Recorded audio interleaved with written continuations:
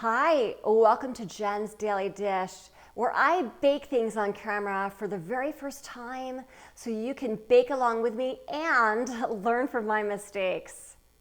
Today is a very special day because we are going to bake King Arthur Baking's recipe of the year. This is a super-sized chocolate chip cookie. And they're doing a lot of special things in this cookie, which ultimately, I guess, makes it their recipe of the year. But it's all in the taste. So let's find out ourselves. Is this really worthy of recipe of the year or not? I have definitely baked a lot of chocolate chip cookies. Here's one to whet your appetite. This one in particular, first off, it has a lot of vanilla in it, more than a typical chocolate chip cookie recipe. It uses bread flour, which is higher in gluten, which will make for a chewier cookie. Most recipes use all-purpose flour. In addition, it's using a Tangzong method, where we're going to create a paste out of the flour and some milk that's going to be added to it. And this paste is going to make for a softer cookie and will also make the cookie last a little bit longer. So it's using a few different methods all together into one recipe. The one thing that is missing is espresso powder. If you have watched any cookie recipe with chocolate in it or any chocolate recipe I've baked before, you know I add in espresso powder, a half teaspoon to a teaspoon. This does not have it. So I'm going to keep true to this recipe and not mess around with it so we can really assess the taste at the end. Did the bread flour help? What about the Tangzong method? And we are also going to be using chocolate wafers, which we have chopped up. No chocolate chips in this one. So these chocolate wafers, you're going to chop them coarsely so that the pieces of chocolate will actually show up in the cookie itself. So I've chopped mine up here and you see it is quite coarse. Do that with yours. Worst case, if you have to use chocolate chips, they'll just melt a little bit in the cookie and that is okay. Because you know what? They're still gonna taste great. So let's get to it. One addition that this recipe also does is it uses brown butter. So we'll be over by the stove for a good portion of this chocolate chip cookie making recipe. It inspired this song, of course. What would I do without bee cookies? They're such incredible goodies. Eat them right up, ready for their close-up. They're such beauties.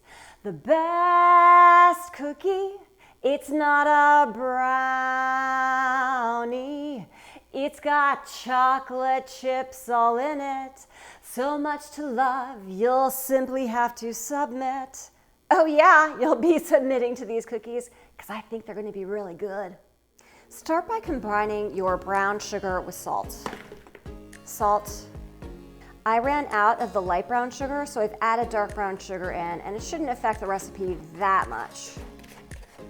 Set your pan over medium heat. Add your butter. Stirring regularly, let the butter brown about 5 to 7 minutes. It will be a dark golden brown and there will be brown bits at the bottom. It's foaming on top, there are brown bits at the bottom, and it's looking a really nice golden brown color. Take your brown butter and pour it over your brown sugar immediately.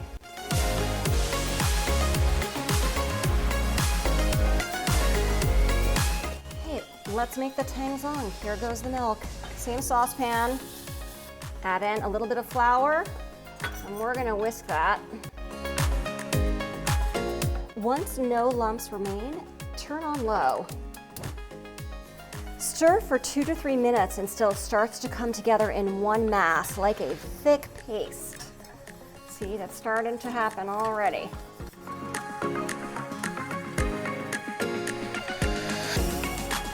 Switch to a spatula, so otherwise everything gets caught up in the whisk.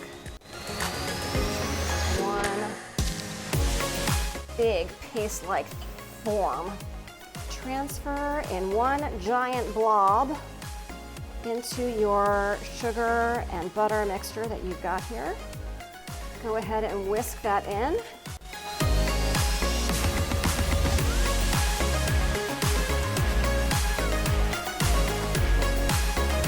Add in your eggs and your vanilla.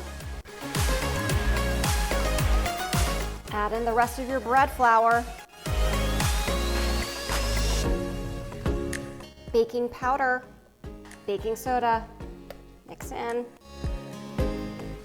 Between the brown butter and the Tangzong, this is a little bit warm. So before you add in your chocolate, refrigerate it for 10 to 15 minutes. Now that the dough has cooled a little bit, add your chocolate in. Fold that into the dough. Cover with plastic wrap. Back in the refrigerator for 24 to 72 hours. That's right, a whole day to 3 days. Here's what's gonna happen, and I've done this in my previous cookie recipes as well. Refrigeration really does help your cookie dough. It allows the flour to absorb the sugars, which makes for a more caramelly-like cookie. It's gonna help your cookies not spread as much on your cookie sheet. It's gonna make for a chewier cookie overall. So this is the other addition that this recipe is making you do, which I totally agree with. It has been 24 hours. Time to preheat your oven to 350 degrees. Let's take a look at that dough. It is still looking pretty glossy, which is not what I'm used to seeing. Let this sit out at room temperature for about 10 to 15 minutes, and then we're gonna scoop it. I've decided to make supersized cookies with the big scooper. It will make between 16 to 17 cookies. Roll it in your hands a little bit. Into the oven for 18 to 22 minutes for the bigger cookies until they are a nice golden brown and the edges are set.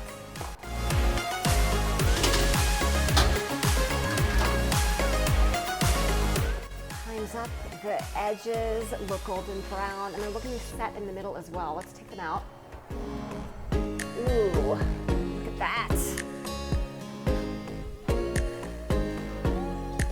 Wow, those look great.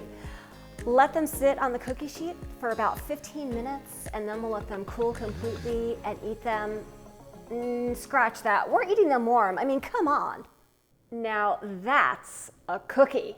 Take a look. It stayed nice and thick due to the refrigeration.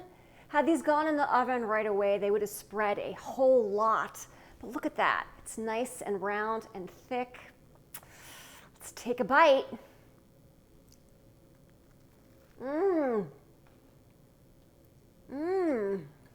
It definitely is a little bit crisp on the outside, but then it is soft and then it is chewy.